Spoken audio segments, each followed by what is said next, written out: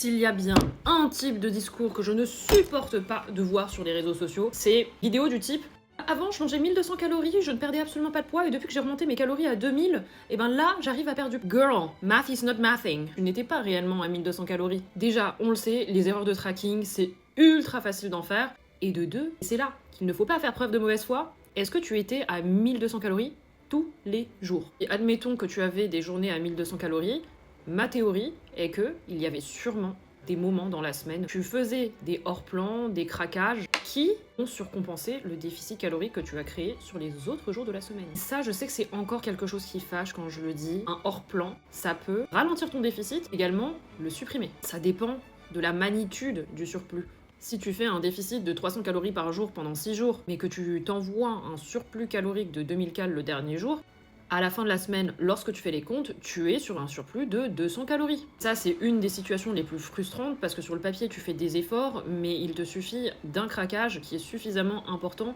pour que tu ne vois jamais les résultats de ces derniers.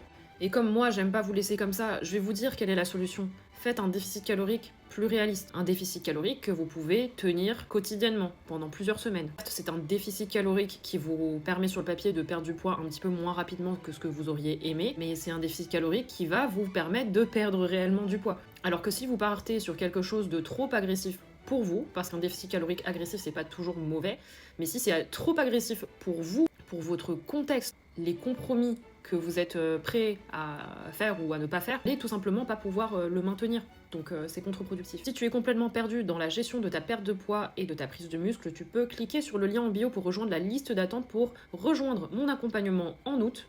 Je te fais des bisous, à bientôt!